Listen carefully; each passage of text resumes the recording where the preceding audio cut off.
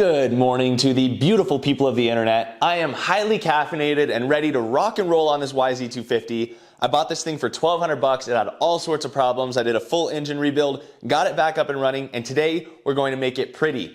This video is brought to you by mxplastics.com and DecalWorks, and today I'll be installing a brand new restyle kit on this 2002 Yamaha YZ250, showing you every step of the way exactly how to do this if you're wanting to do this to your own motorcycle. So from mxplastics.com, I've got a restyle kit along with a very fresh set of graphics from DecalWorks. DecalWorks was actually my very first ever sponsor on the channel about 5 years ago. I've been working with them ever since. They are absolutely amazing to work with. I love their kits. The guys working there are awesome and are really committed to making sure you get a kit that you're happy with. They'll help you out with customizations and little adjustments. They've also got a really cool online interface where you can customize your graphics on the fly. And they've actually got the Fender Boys, Weird People Go Fast, and KP logos right in their interface. So if you want to use any of those logos on your bike, you can do so. So that's enough chit chat. Let's get it going. So your Polysport restyle kit for the YZ250 is going to come with a new front fender, rear fender, radiator shrouds, front number plate, side panels, and an airbox,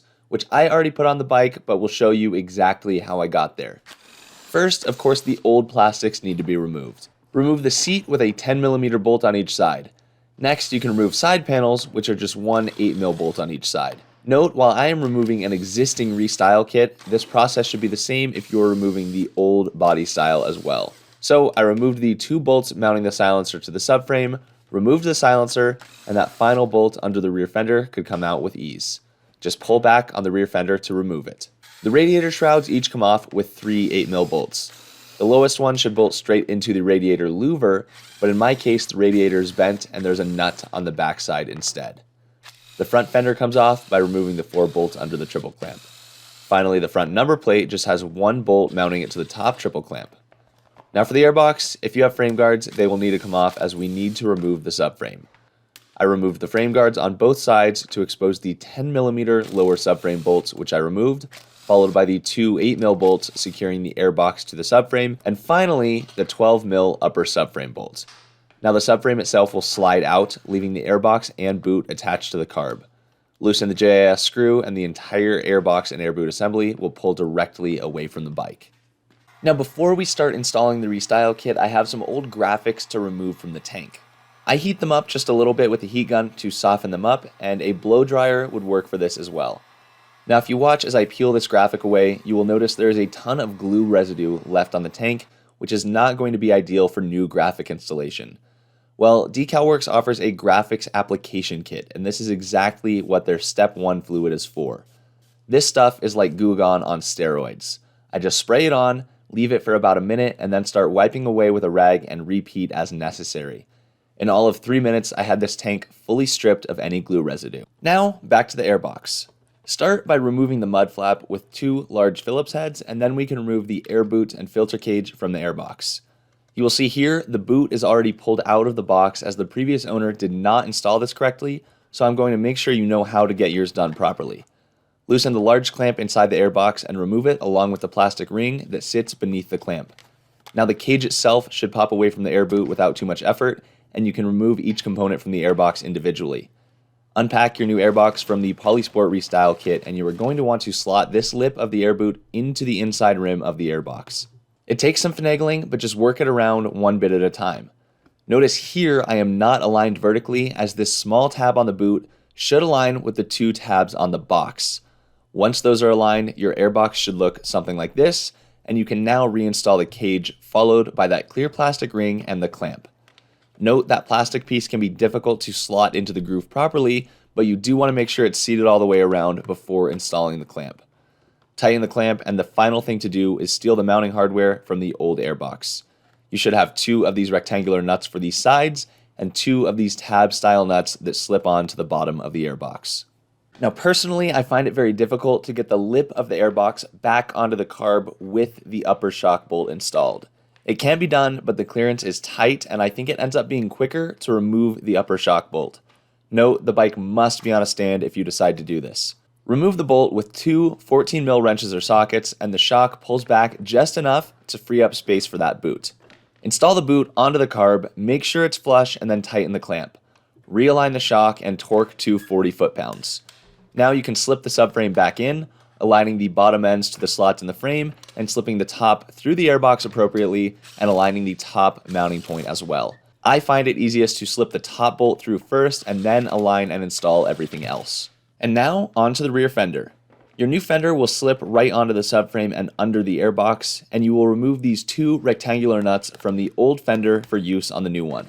Install the two bolts on the bottom of the fender that go through the airbox, and you can see through the top of the airbox if anything needs to shift a little bit for alignment. You can install a bolt straight through the left side of the subframe, and as for the right, our silencer is going back on first. Slip the silencer onto the header, install the lower mounting bolt, and then the upper one that again goes through the subframe. One note, if you're having trouble aligning the silencer, you can loosen the bolts securing the header to allow the entire exhaust system to move a little more freely. Notice the right side panel comes with a heat shield inside, but it is just taped in there. Remove the backing and stick this heat shield inside the side panel to protect from heat from the silencer. These side panels also come with some hardware. Small metal eyelets that go inside the lower mounting point and plastic washers that will go under the seat bolts. I pushed the eyelet in by hand and relied on tightening the side panel to actually push it in flush. The side panels slot right into the airbox, and note they both have plastic lips on the bottom that go under the rear fender. If you're having trouble with alignment, make sure these plastic lips are not slotted incorrectly or binding with the rear fender. Install the lower bolts where they connect with the airbox, and the uppers will wait until the seat is installed. The radiator shrouds come with some new plastic washers as well, and note you want to be careful with alignment on these as the tanks have soft brass inserts that are easy to strip. In fact, one of my bolts did not want to go in smoothly as the threads were burred up, so I cut fresh threads to solve that problem. Like I said earlier, I am dealing with some bent radiators that I will be replacing, but since louvers won't align right now, I am placing a nut on the back side of the bottom mounting bolt. With straight radiators and louvers installed, this bolt would thread directly into the louver. Now onto the front fender, some modification is required. If you look inside the fender, there are 4 dimples that are your new hole locations. 2 of them are very easy to drill out, while the other 2 are right on the edge of the existing holes. I find a step bit works well in plastic like this, but if you don't have one, normal drill bits work as well. The holes are supposed to be 8mm, but a little too big is not going to be a problem. For the second set of holes, I like to hit these dimples with a center punch to give my drill a good spot to bite. Naturally, your drill is going to want to slip over to the existing holes, so be steady there. You can even start with a tiny drill bit and work up in size to ensure you drill on the center. You want to be as accurate as possible here, but the level of precision is not wild, as you will have some wiggle room to turn and align the fender before tightening it. As long as you're close, this will work. Here is my drill job. You can see the back 2 did not come out perfectly, but they will indeed get the job done. Also notice while I did this, I simply had the fender on a wood block. I mounted the front fender with all 4 bolts, but did not tighten them fully. First, I checked alignment and was a little bit off, but was able to turn and align the fender by hand. If you find you cannot align your fender properly, consider making your holes slightly larger. I properly aligned the fender and then tightened all 4 bolts down. The front number plate goes under the front brake line and bolts with 1 bolt to the top triple clamp. If you have a YZ pre-2015, the front number plate will zip tie to the lower triple clamps on the left and right. Once you've got the number plate installed, this is how the top bit should wrap. The tab serves as a guide for the clutch cable, and it loops around over the handlebars and back on itself. Now to complete the installation, I reinstalled the seat complete with a brand new Decalworks seat cover, and bang! We have got a restyled 2002 Yamaha YZ250. But now it's time for graphics, and the radiator shrouds, seat, and side panels need to come back off to do this right. The Decalworks graphics application kit comes with 3 fluids. Step 1, which removes old adhesive residue like I showed on the fuel tank. Step 2, which removes factory oils and waxes from plastics. And Step 3, which is an application fluid. Regarding Step 2, many people don't realize new plastics come with an oil residue from the manufacturing process. If you do not clean them first, graphics will not stick very well.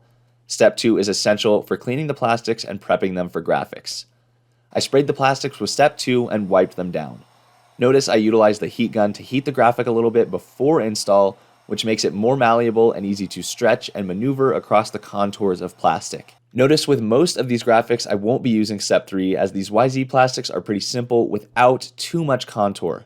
The upside of Step 3 is it makes it very hard to get air bubbles as you can fix them during the process, but it tends to take just a little bit longer.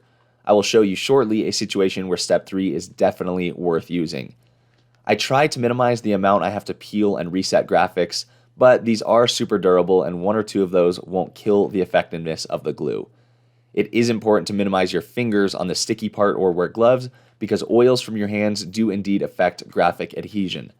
I work slowly, trying to be attentive to air bubbles as I go. 1 or 2 always seem to squeak through, but you're generally the only person to actually notice them. Once a graphic is installed, I hit it with the heat gun, paying attention to contours, edges, high spots, and low spots to make sure the graphics are adhered properly. The only chance you get to do this right is during install. As soon as the bike sees dirt, any spots not done properly will collect dirt and never have a chance at sticking in the future. So I wanted to show that entire clip of installing the rear fender graphic so you could see the process. The remainder of the plastics followed the same process with 2 exceptions. Graphics kits come with a warning that fuel tank graphics could last 2 hours, 2 days, or 2 years. Due to the fumes from the tank, these can lose adhesion. DecalWorks recommends draining the fuel tank and letting it sit for a couple days before installing these. They also say to make sure all of the perforated dots are removed before installing the graphic, but I've also found you can poke at them after install to remove them. Now, I'd like to show you a radiator shroud graphic install. As for this, I use step 3 application fluid. This graphic has a lot of edges and splits, which makes it difficult to install the traditional way. I removed the entire backing in one go and sprayed the sticky part of the graphic itself with step 3. This allowed me to plop the entire graphic onto the shroud, and then I could shift and maneuver the graphic as necessary, floating it into place. Once it was in place, I started applying heat and massaging the graphic down. It can take some time to evaporate or push all of the fluids out from under the graphic, which is why I say this method can take a little longer, but results in a better outcome. So that is the process of installing a graphics kit on a fresh Polysport Restyle kit for your YZ. I slapped the remainder of the graphics kit on, and now let's take a look at this bike with its newfound beauty. So here it is. What started out as a $1,200 basket case YZ250 is now looking incredibly good thanks to DecalWorks and mxplastics.com. Links to DecalWorks and MX Plastics are down in the description below if you are looking for graphics, plastics, or seat covers for your own dirt bike. Be sure to subscribe to the channel if you would like to see more on this here YZ250. As I've yet to ride this bike, it is finally in ready to ride condition. Plenty more builds and other cool projects on the way as well. Thank you so much for watching. Hope you learned something, and I'll see you guys in the next video.